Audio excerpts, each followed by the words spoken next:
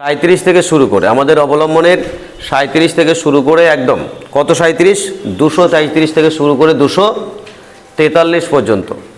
এই যে অল্প কয়েকটি পেজ, অত্যন্ত আনন্দের খবর হচ্ছে যত পরীক্ষা আমরা এখনো পর্যন্ত দিচ্ছি বা আগামীতে দেব, প্রত্যেকটা পরীক্ষার যে সংবিধান সংক্রান্ত কোশ্চেন আমরা এই বই থেকেই পাবো।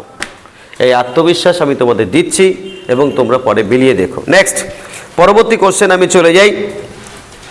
পিএসসি মতলব পাবলিক অ্যাকাউন্টস কমিটি। দেখো সংসদে আমাদের যে সংসদ থাকে তার মধ্যে অনেকগুলো কমিটি থাকে, তার মধ্যে estimate committee, railway standing committee, public accounts committee, various types of committee কিন্তু গঠিত হয়। কাদের নিয়ে গঠিত হয়? না, সংসদের বিভিন্ন সাংসদদের নিয়ে, অর্থাৎ এমপি, মেম্বার অফ পার্লামেন্টের।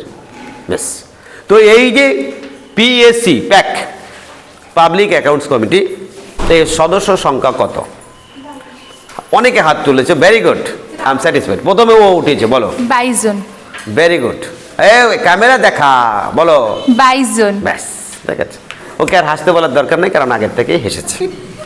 নেক্সট চলে আসো পরবর্তী কোশ্চেন।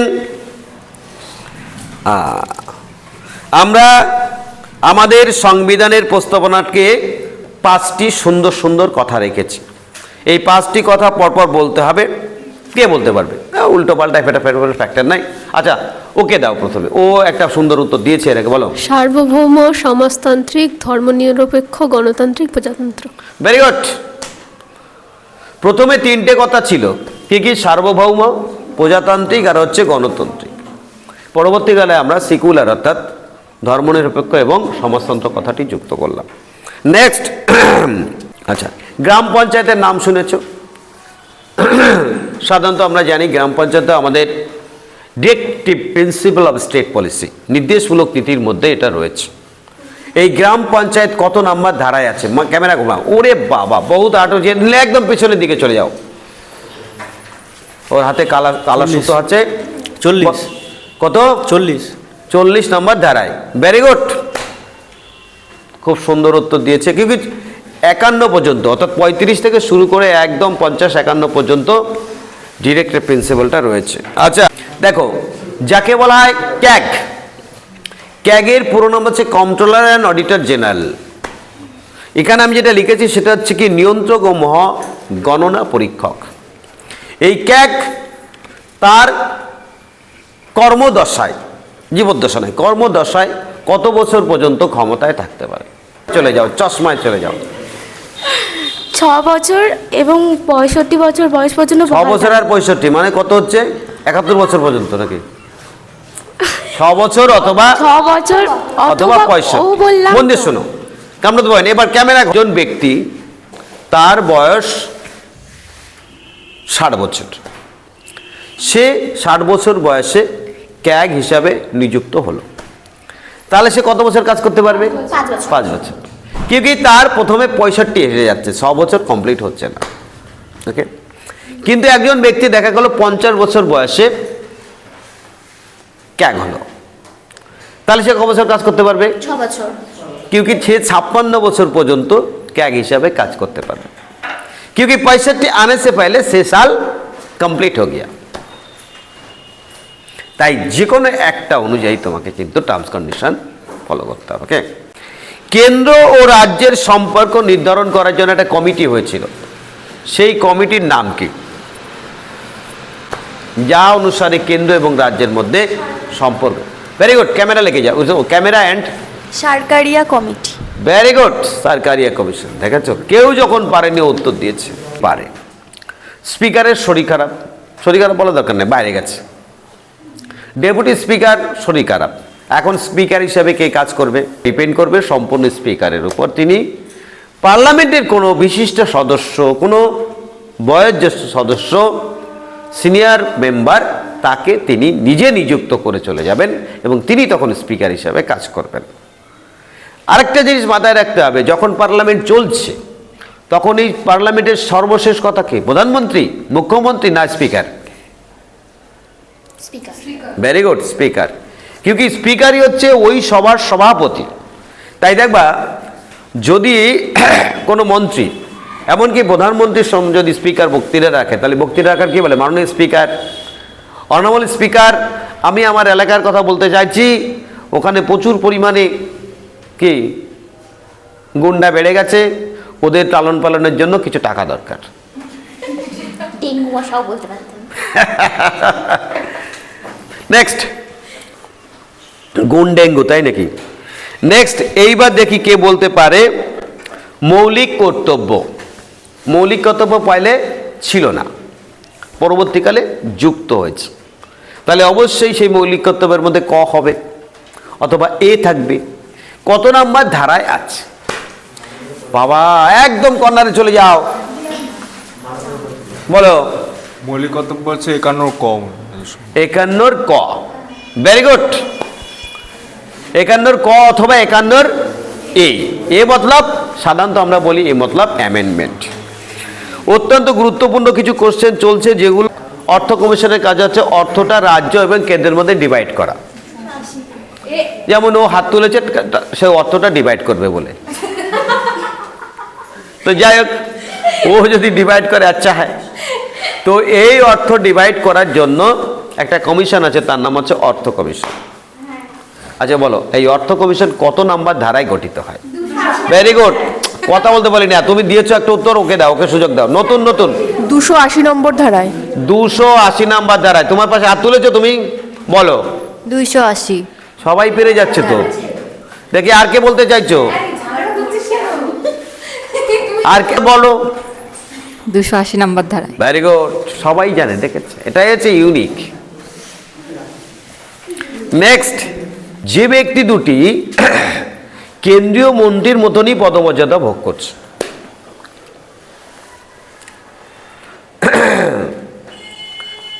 টাইম নেওয়ার দরকার নেই, তোমরা মন্দির শুনে নাও। আমি অন্ততপক্ষে দুজন ব্যক্তি বলি। রাষ্ট্রপতি, আরে বাবা, রাষ্ট্রপতি ওইসব মন্ত্রী থেকে কয়েক কিলোমিটার উপরে।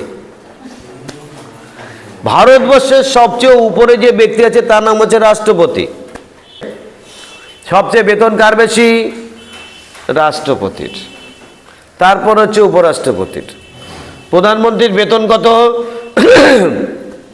প্রধানমন্ত্রীর কোনো বেতন নেই, ওদের ভাতা দেওয়া হয়। ভারতবর্ষে অনেকে এরকম রাষ্ট্রপতি আছে, তার মধ্যে যেমন এপিজে আবুল কালাম।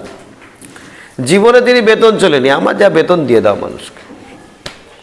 সর্বপল্লী রাধাকৃষ্ণন, সব বেতন নিয়ে তিনি বিভিন্নভাবে বিভিন্ন মানুষের জন্য কাজে লাগিয়েছেন। আবার আরে তাহলে বলি দুজনের নাম। একজন হচ্ছে বিরোধী দলনেতা, তিনি কেন্দ্রীয় মন্ত্রীর মতো মর্যাদা এনজয় করেন না মানে পান। আর দ্বিতীয় হচ্ছে প্ল্যানিং কমিশন, বর্তমান যেটার নাম পাল্টে করা হয়েছে কি 90 থেকে 90 বা 95% বা তার কাছাকাছি কমন কেন পেয়ে যায়, কি করে এই বইটাকে বই বলা যাবে না, টোটালটাই সাজেশনস বলতে হবে। তবু তার মধ্যে থেকেও তোমাদের কিছু সাজেশন আমি করে দিতে চাই। কেন দেওয়া আছে? দেশ ও মুদ্রা। প্রথম আছে দক্ষিণ আফ্রিকা, না করে র্যান্ড। ভুটানের লোনটান, ভুটানে হচ্ছে নুল ট্রাম। তারপরে চীনের ইউয়ান, ভেরি ভেরি ইম্পর্টেন্ট। তারপরে ইন্দোনেশিয়া রুপিয়া। তারপরে ইসরায়েলের শিকেল, ইরানের রিয়েল, জাপানের ইয়েন, জর্ডানের দিনার, উত্তর কোরিয়ার ওন, আচ্ছা মালয়েশিয়া রিঙ্গিট, মায়ানমারের খিয়েট বা খ্যাট, নেপালের রুপি, খিয়েট, থাইল্যান্ডের বাট, ভেরি ভেরি ইম্পর্টেন্ট। আচ্ছা ভিয়েতনামের ডং, অ্যালবেনিয়ার লেক, বেলজিয়াম লাভ, বুলগেরিয়ার লেভ, চেকোস্লোভাকিয়া করোনা, ডেনমার্কের ক্রোন, ফ্রান্সের ফ্র্যাঙ্ক, ইম্পর্টেন্ট। আচ্ছা নেক্সট, জার্মানির মার্ক, গ্রিসের ড্রাকমা, হাঙ্গেরি ফোরিন্ট, ইতালির লিরা, নেদারল্যান্ডের গুয়েল্ডার, নরওয়ের ক্রোনার। নরওয়েটা আমাদের খুব পরীক্ষায় থাকে, কারণ যারা নোবেল পুরস্কার পায় সুইডেনের পাশাপাশি যখন নরওয়ে থেকে পুরস্কার পায় শান্তির উপর, তখন কিন্তু ক্রোনার থেকে পায়। আচ্ছা পোল্যান্ডের জোলটি, স্পেনের পেশিটা, সুইডেনের ক্রোনার। ভেরি ভেরি ইম্পর্টেন্ট, কিন্তু এই যে আমরা যারা নোবেল পাচ্ছ, তোমরা যারা আগামীতে নোবেল পাবে, তারা টাকা পাবে না কিন্তু একজনও, সব করোনার পাবে নাকি। রাশিয়ার রুবেল, আচ্ছা কানাডায় ডলার, আচ্ছা চলে আসো ব্রাজিলের কুজেডো পরীক্ষায় থাকে, চিলির পেসো পরীক্ষায় থাকে, আচ্ছা পেরুর সোল পরীক্ষায় থাকে, অস্ট্রেলিয়ার ডলার পরীক্ষায় থাকে, ব্যাস নিউগিনে কিনা এটা পরীক্ষায় থাকতেও পারে নাও পারে। চলে আসে শহর নদী। এই পৃথিবীতে বিভিন্ন সভ্যতা গড়ে উঠেছে নদীর তীরে। কেন? কারণ তখন তো আর আকাশপথ ছিল না, তখন কিন্তু সড়ক রাস্তাও ছিল না, তখন একটাই পথ ছিল নদী।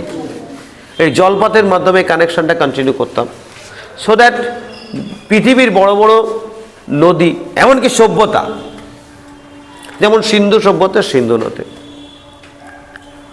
যেমন মেসোপটেমিয়া টাইগ্রিস ইউফ্রেটিস নদীতে, যেমন মিশরীয় সভ্যতা নীল নদীতে, তো ইয়াং সিকিয়াংয়ের উপরে পিকিং সভ্যতা, এর যত সভ্যতা হয়েছে নদীর তীরে। তো নদীর তীরে কে কে আছে দেখো, এইখানে তোমরা একটা কাজ করতে পারো, একটা ছোট্ট কথা লিখে নাও। কি লিখবো? এ ডবল এল অল। কিউকেনে প্রত্যেকটা নদী অবলম্বনের প্রত্যেকটা নদী অত্যন্ত গুরুত্বপূর্ণ। এর মধ্যে কিছু নদী আছে, কিছু নদ আছে।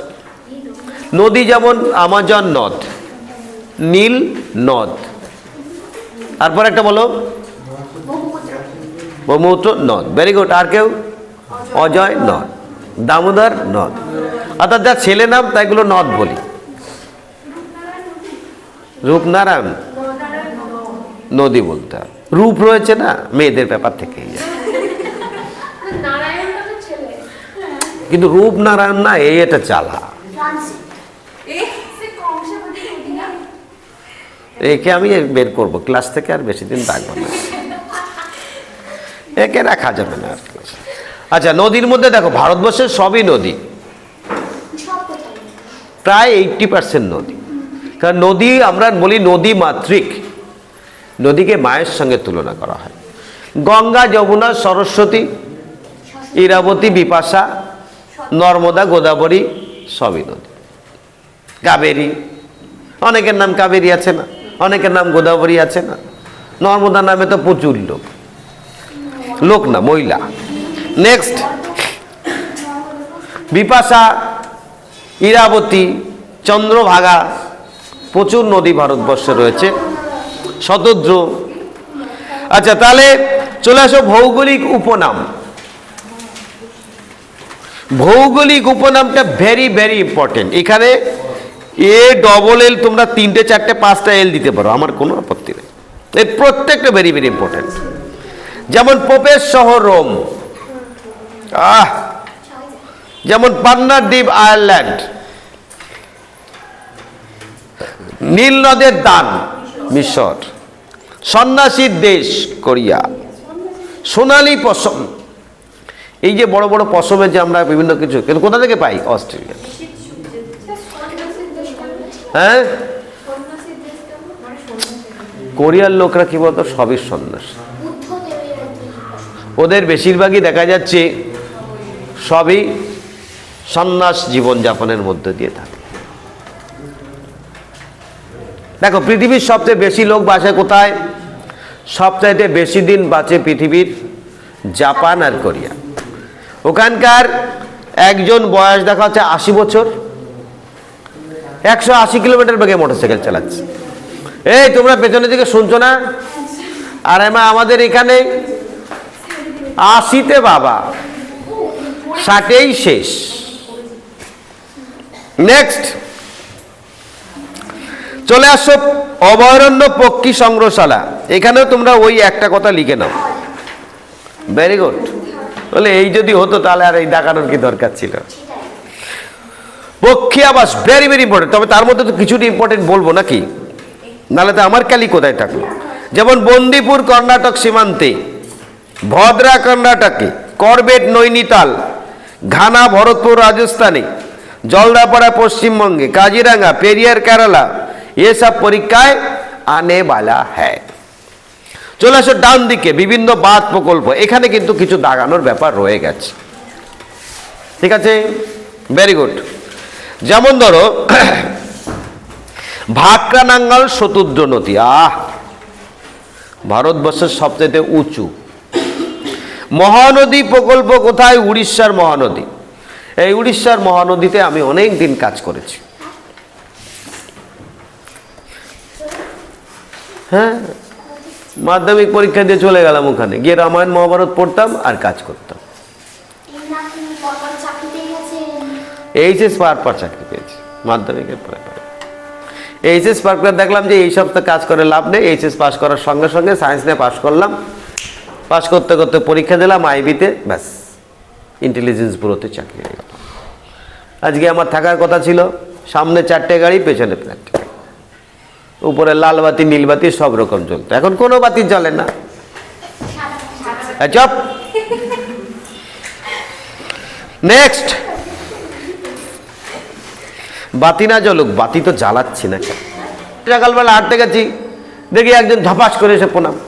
আরে জ্বালা, পড়ে ধরে মরা খেলছে।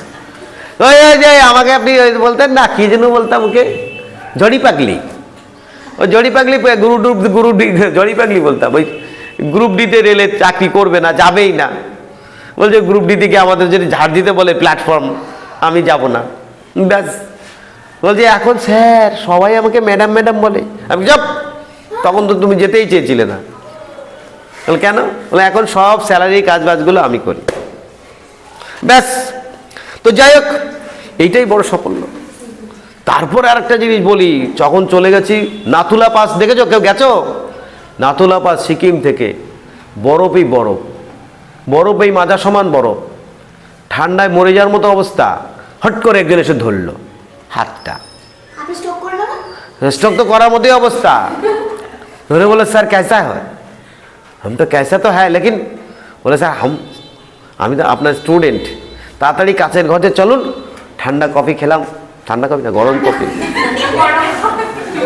মানে ঠান্ডার মধ্যে কফিও ঠান্ডার মধ্যে হচ্ছিল। যাক, গরম কফি কাছের মধ্যে, বাইরে এত ঠান্ডা, কিন্তু ওদের যে কাছের ঘরগুলো আছে, বড় বড় অফিসাররা বিভিন্ন থাকে বা ওরাও যায় মাঝে মাঝে, ওর ভিতরে গরম। তাই ওইখানে বুঝলাম what is green house. Next, এখান থেকে দাগিয়ে নাও। আচ্ছা, চলে আসো তিস্তা পশ্চিমবঙ্গে, অত্যন্ত ভালো। কোশি হচ্ছে বিহারে, তারপরে চলে যাও রামগঙ্গা, তিচুক চুখা প্রকল্প ভেরি ভেরি হচ্ছে ভুটানে। তারপরে চলে আসো, কোথায় যাব, যাওয়ার কোথাও নাই। নাগার্জুন সাগর প্রকল্প কৃষ্ণা নদীতে, আর তেহরি প্রকল্প ভেরি ভেরি ইম্পর্টেন্ট হচ্ছে গঙ্গায়। এই যে দিল্লির যে জল আসে, এর জন্য দায়ী যে, তার নাম হচ্ছে গঙ্গা। আর গঙ্গা থেকে যে তেহরি ড্যামটা করা হয়, এইটাই। চলে আসে শহর ও নদী। এই শহর ও নদী সবই ইম্পর্টেন্ট, তবে কিছু কিছু বলি। যেমন আগ্রায় তুমি গেলে, আগ্রায় গেলে এখনো সেই দৃশ্যটা চোখে ভাসছে। একদম সামনে দিয়ে ঢুকছি, তাজমহল দেখলাম, দেখার পরে সবাই সামনের দিকে এটা সেটা দেখছে, গাজিয়ার কথা শুনছে, আমি পিছনের দিকে চলে গেলাম, তাজমহলের পিছনে গিয়ে দেখলাম যে নদী বইছে, তার নাম হচ্ছে যমুনা নদী। জলটা খুবই কালো। যমুনা নদী ঠিক উল্টো দিকে, একদম যমুনা নদীর পাড় দিয়ে ওই পাশে তাকালে দেখবে একটা কেল্লা মতো রয়েছে, যার ওখানে শাহজাহানকে বন্দি করে রেখেছে। শেষ জীবনে শাহজাহান ওই বন্দি দশার ওখান থেকে তাজমহল দেখতেন আর বসে বসে ভাবতেন এই পৃথিবীটা কি শূন্য। নেক্সট, আহমেদাবাদ সমর নদীর তীরে, আর এলাহাবাদ হচ্ছে গঙ্গা যমুনা সরস্বতীর সঙ্গমস্থল। প্রয়াগরাজ মন্দিরের জন্য প্রয়াগরাজ কথাটি ওখানে দেওয়া হয়েছে। নেই, এলাহাবাদ আব নেই রাহা, ওটা নিশ্চিহ্ন হয়ে গেছে, ও শুধু নামটা পাল্টানো হয়েছে। নেক্সট, অযোধ্যার সূর্য নদী। এনে অনেক কাহিনী আছে অযোধ্যার সূর্য নদী নিয়ে। ভাগলপুরে গঙ্গা, এই ভাগলপুরের গঙ্গার তীরে, এবং এখানে অনেক রকমের কাহিনী শরৎচন্দ্রের লেখা আছে, কারণ তিনি ভাগলপুরে থাকতেন। কটকের মহানদী, একটু আগে বললাম ওখানে আমি কাজ করেছি, দিলাম বলে। দিল্লি যমুনা নদীর তীরে, ভেরি ভেরি ইম্পর্টেন্ট। দিল্লির যমুনা নদীর জলের মধ্যে যদি কেউ একবার স্নান করতে পারো, তার আর চিন্তা নাই, সজা শ্মশানে চলে যাও, বিষাক্ত বিষাক্ত মহাবিষাক্ত। আর ডিব্রুগড় হচ্ছে ব্রহ্মপুত্র নদী। হরিদ্বারে গঙ্গা, কোনো কথা হবে না, সন্ধ্যা আরতি সবাই দেখেছো, যারা চাকরি পেয়ে প্রথম চলে যাবো হরিদ্বারে, সন্ধ্যা আরতি দেখলে মন ভরে যাবে, ব্যাস। হায়দ্রাবাদ হচ্ছে মুসি নদী, জামশেদপুর হচ্ছে সুবর্ণরেখা নদী। অদ্ভুত ব্যাপার, জামশেদপুরে জুবলি পার্কের পাশ থেকে যে নদীটা বেরিয়েছে সুবর্ণরেখা নদী, 3 ঘন্টা খোঁজার পর নদী খুঁজে পাওয়া গেল না। পরে দেখলাম বর্ষাকালে নাকি এটা নদী হয়, এখন শুকনো থাকে। ইচ্ছা। আচ্ছা, তারপরে চলে আসো লুধিয়ানা। লুধিয়ানাটা হচ্ছে সুটলেস শতুদ্র নদীর তীরে। মথুরা হচ্ছে যমুনা নদীর তীরে। মুঙ্গের গঙ্গা নদীর তীরে। নাসিকটা হচ্ছে গোদাবরী, ভেরি ভেরি ইম্পর্টেন্ট। এই গোদাবরীকে বলা হয় দক্ষিণ ভারতের, জোরসে বলো, ভেরি গুড, পাটনা গঙ্গা নদীর তীরে। চলে আসো, এই যে উজ্জয়িনী বলে একটা কথা আছে, ওটার উজ্জয়িনী নয়, ওটা হবে উজ্জয়িনী। কি বললাম? উজ্জয়িনী। এটা হচ্ছে শিপ্রা নদী। এই জন্য একটা শিপ্রা এক্সপ্রেস বলে ট্রেনও আছে কিন্তু। আর বারাণসী, যেটাকে আমরা বলি বেনারস, সেটা গঙ্গা নদীর তীরে অবস্থিত। ভেরি ভেরি ইম্পর্টেন্ট নদীগুলোর নাম তোমাদের আমি বলে দিলাম। চলে আসো বিশ্ব প্রথম। বিশ্ব প্রথম ফাঁকিবাজ যদি খুঁজতে হয় ইউনিক আসতে হয়। আমি সেটা একটা জিকে হয়ে গেল, যদি এরকম কোনো জিকে আসে যে বিশ্বে ফাঁকিবাজ কোথায় বেশি পাওয়া যায়, বলবে ইউনিকে, নাকি? আচ্ছা, কি জ্বালা। আচ্ছা, এই যে এখানে যে বিশ্ব প্রথম, দক্ষিণ মেরুতে কে, এই মনে রাখার জন্য দক্ষিণ মেরুতে কে আর উত্তর মেরুতে কে, এটা বারবার আমার উল্টে যায়।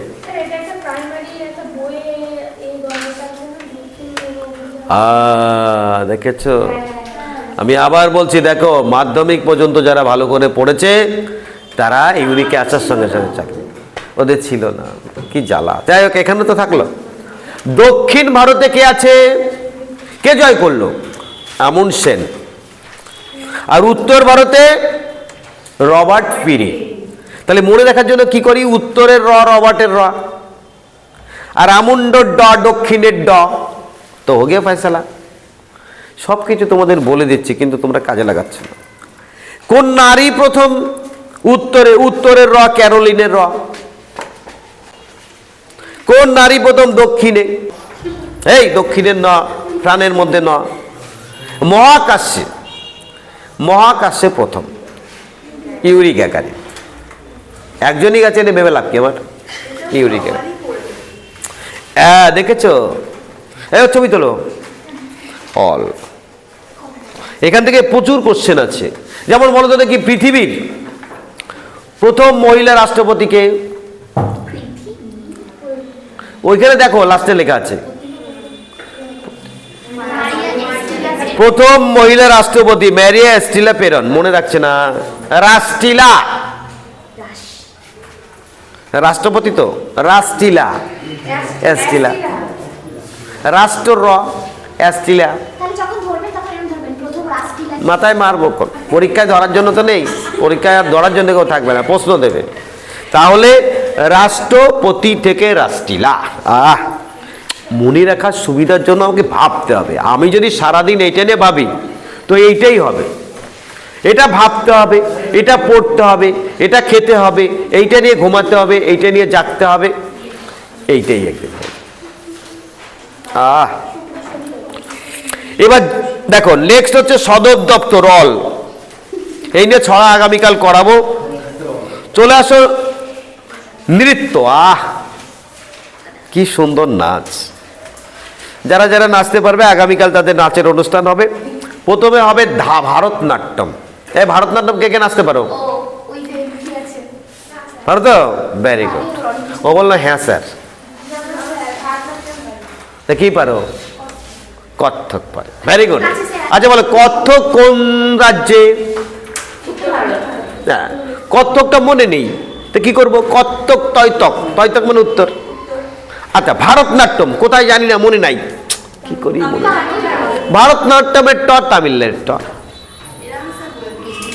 বলেছিলাম না? Very good. তারপর হচ্ছে ওডিসি। ওডিসি কোথায়? ওডিসি কোথায়? ওডিসি কোথায়? ওডিসির ড, উড়িষ্যার ড। দাঁড়াও, আগে বেশি কথা বলো। হ্যাঁ, ও হয়ে গেল, ব্যাস। তারপরে খুব বেশি কাজে লাগবে না, যে কটা হওয়ার কথা হয়ে গেছিল। এখানেও একটা সুন্দর কথা লিখে নাও, তার নাম হচ্ছে অল। তবে এইগুলো আমি কিন্তু বিভিন্নভাবে মনে রাখতে পারি। যেমন ধরো কুচিপুটি অন্ধ্রপ্রদেশে থাকে, বিহুটা আসাম, বিহু নৃত্যে বিহুরে লগন আকাশে বাতাসে গান আছে না, সেটা কিন্তু বিহু আসামের।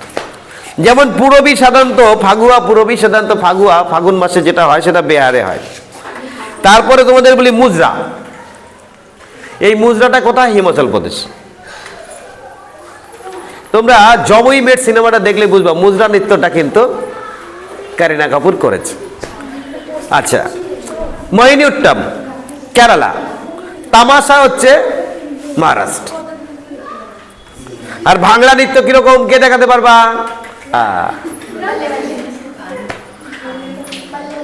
সবাই মিলে একসঙ্গে বাংলা নৃত্য করলে পরে দেখা যাচ্ছে 4-5 জনের চোখ নষ্ট হয়ে গেছে। বলে কেন? ও করেছে, ওর চোখে পড়েছে, ওর চোখ লেগেছে। 7-8 জন চোখের ডাক্তার চোখ, আর পাহা তো ভাঙা গেছে, বা আবার সামনের দিকে ঠেলে ঠেলে মারবে। তাহলে ভাঙা নৃত্য করার পর চোখ নষ্ট। এরপরে চলে আসো বৈশাখী। বৈশাখী কোথায় হয়? অনেকে ভাবতে পারে যে বৈশাখী বোধহয় আমাদের তো পশ্চিমবঙ্গে হয়। বৈশাখী প্রথমে ভাবতে হবে সেটা হচ্ছে আমাদের পাঞ্জাব হরিয়ানা। বাবা কতবার আমি আমার জীবনে ফেস করেছি। সবাই বৈশাখী করে দিয়েছে।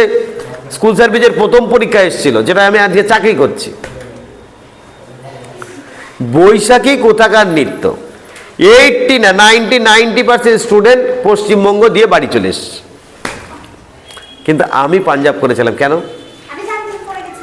আর দরকার তার কয়দিন আগে আমি দেখলাম পেপারে বৈশাখী অনুষ্ঠানের উপরে তৎকালীন প্রধানমন্ত্রী আইকে গুজরাল বৈশাখী অনুষ্ঠান উপলক্ষে পাঞ্জাবে গেছে এবং নাঙ্গল ধরেছে।